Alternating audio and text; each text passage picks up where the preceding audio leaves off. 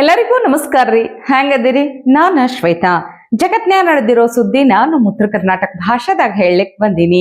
ಮಸ್ತ್ ಚಾ ಕುಡ್ಕೋತ ಖಡಕ್ ಮಿರ್ಚಿ ಮಡ್ಡಕ್ಕಿ ನೋಡ್ರಿ. ನನಗ್ ಗೊತ್ತಿತ್ತು ಹಿಂಗೇ ಆಗ್ಯದಂತ ನನಗ್ ಗೊತ್ತಿತ್ತು. ಯಾವಾಗ ಡಿ.ಕೆ. ಶಿವಕುಮಾರ್ ಮತ್ತು ಸಿದ್ದರಾಮಯ್ಯನವರು ಒಂದಾದವ್ರಂಗೆ ನಾಟಕ ಮಾಡಿದ್ರು ಅವಾಗ್ಲೇ ಗೊತ್ತಾಗ್ಬಿಟ್ಟಿತ್ರಿ ನನಗ ಎಲ್ಲೋ ಏನೋ ಎಡವಟ್ಟಾಗೈತಿ ಅಂತ ಹೇಳಿ. ಈಗದು ಕನ್ಫರ್ಮ್ ಆಗ್ಬಿಡ್ತು ನೋಡ್ರಿ. ಇದಕ್ಕೆಲ್ಲಾ ಕಾರಣ ಈ ನಮ್ಮ ಮಲ್ಲಿಕಾರ್ಜುನ ಖರ್ಗೆ ಅವರಂತ.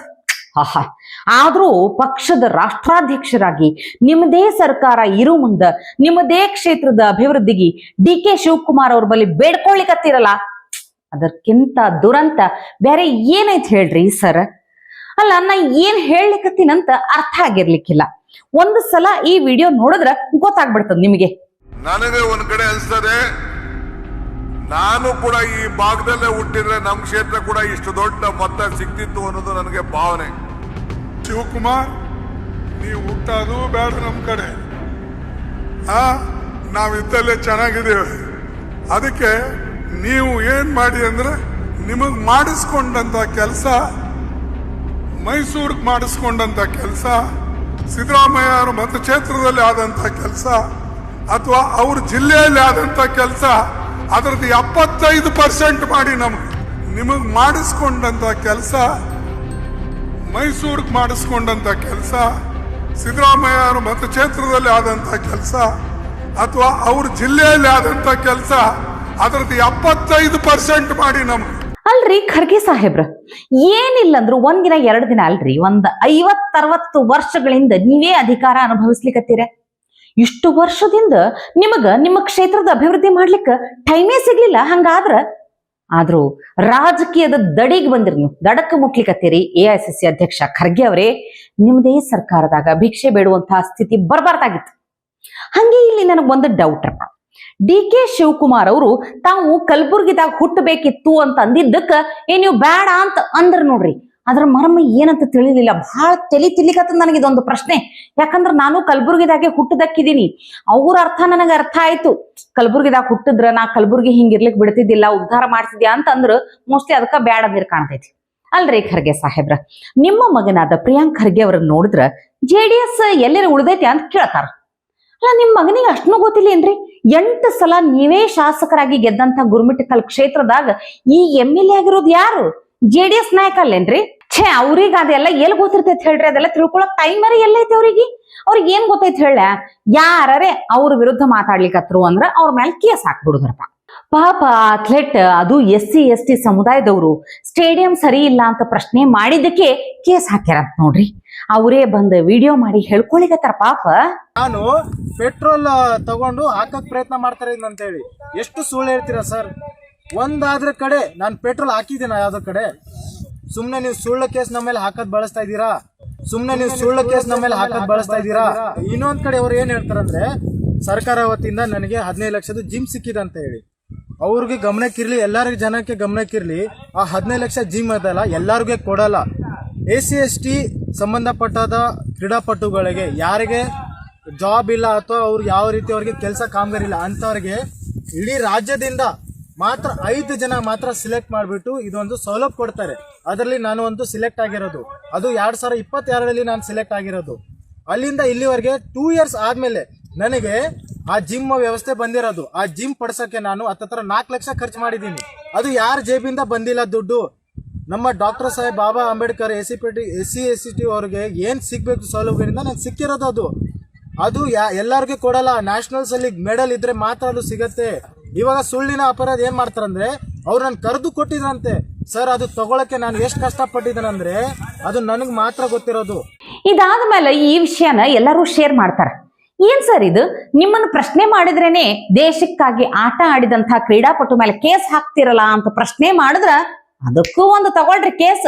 ಸೋಷಿಯಲ್ ಮೀಡಿಯಾದಾಗ ಈ ಕ್ರೀಡಾಂಗಣದ ವಿಷಯ ಪೋಸ್ಟ್ ಮಾಡಿದ್ದಕ್ಕ ಚಕ್ರವರ್ತಿ ಸೂಲಿಬೆಲೆ ಮತ್ತು ಶಕುಂತಲಾ ಅವರಿಗೆ ಮತ್ತ ಅವ್ರ ಮೇಲೆ ಒಂದು ಕೇಸ್ ಹಾಕ್ಯಾರಂತ. ಅಲ್ರಿ ಪ್ರಿಯಾಂಕ್ ಖರ್ಗೆ ಅವ್ರೆ, ಒಬ್ಬ ಕ್ರೀಡಾಪಟು ಮಾಡಿದ ಆರೋಪನ ಸಾರ್ವಜನಿಕರ ಗಮನಕ್ಕೆ ತಂದ್ರ ಅದಕ್ಕೂ FIR ಹಾಕ್ಸೋ ಮಟ್ಟಕ್ಕೆ ಬಂದ್ಬಿಟ್ರೆ ನೀವು ಹೆಂಗಂತೀವಿ? ಇದು ವಿಚಿತ್ರ ಆಗ್ಲಿಕ್ಕತ್ತದ.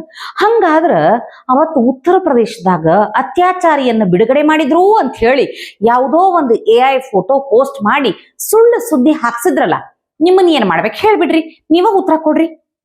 ಇದು ಪ್ರಜಾಪ್ರಭುತ್ವನೋ ಅಥವಾ ಸರ್ವಾಧಿಕಾರನೋ ಒಂದೂ ಗೊತ್ತಾಗಕತ್ತಿಲ್ಲ ನೋಡ್ರಿ.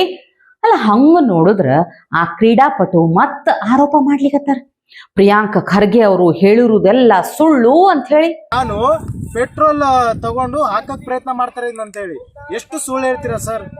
ಒಂದಾದ್ರ ಕಡೆ ನಾನು ಪೆಟ್ರೋಲ್ ಹಾಕಿದ್ದೀನ ಯಾವ್ದೋ ಕಡೆ? ಸುಮ್ನೆ ನೀವು ಸುಳ್ಳು ಕೇಸ್ ನಮ್ಮ ಮೇಲೆ ಹಾಕದ್ ಬಳಸ್ತಾ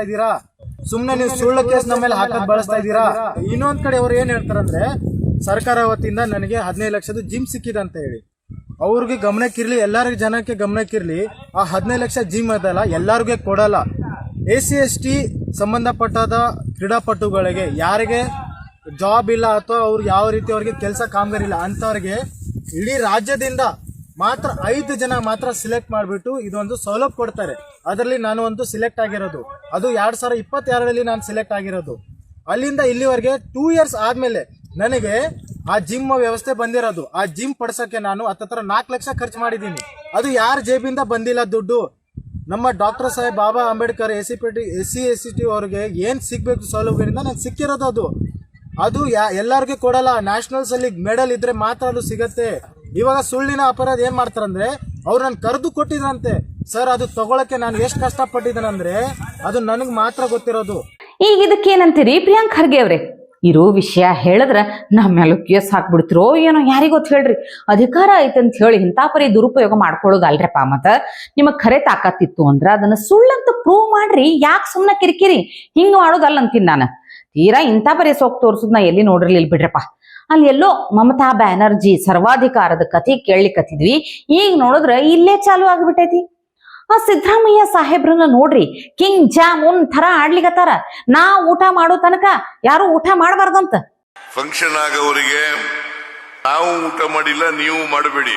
ಫಂಕ್ಷನ್ ಆಗವರಿಗೆ ನಾವು ಊಟ ಮಾಡಿಲ್ಲ ನೀವು ಮಾಡಬೇಡಿ. ಫಂಕ್ಷನ್ ಆಗವರಿಗೆ ನಾವು ಊಟ ಮಾಡಿಲ್ಲ ನೀವು ಮಾಡಬೇಡಿ. ಫಂಕ್ಷನ್ ಆಗವರಿಗೆ ನಾವು ಊಟ ಮಾಡಿಲ್ಲ ನೀವು ಮಾಡಬೇಡಿ.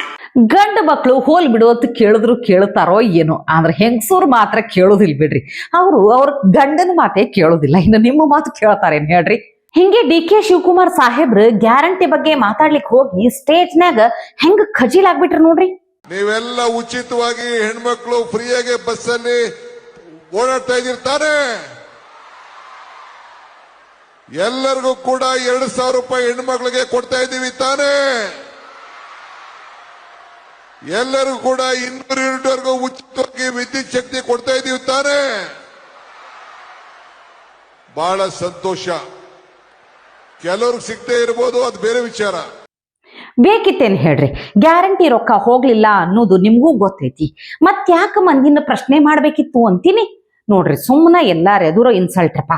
ಅಲ್ಲ, ಅದು ಎಲ್ಲರಿಗೂ ಗೊತ್ತಿರೋ ವಿಷಯನೇ, ಅದು ಬೇರೆ ಕತೆ ಬಿಡ್ರಿ. ಒಟ್ಟನ್ಯಾಗ ಕರ್ನಾಟಕದ ಬಗ್ಗೆ ಒಂದಿನಾರೆ ಚಲೋ ಮಾತಾಡ್ಬೇಕಂತ ನಾನು ಸುದ್ದಿಗಳು ಹುಡುಕ್ಯಾಡ್ತಿರ್ತೀನಿ, ಅಂತ ಸುದ್ದಿನೇ ಕೊಡೋದಿಲ್ರಪ್ಪ. ಹಂಗೈತ್ ನೋಡ್ರಿ ಆಡಳಿತ.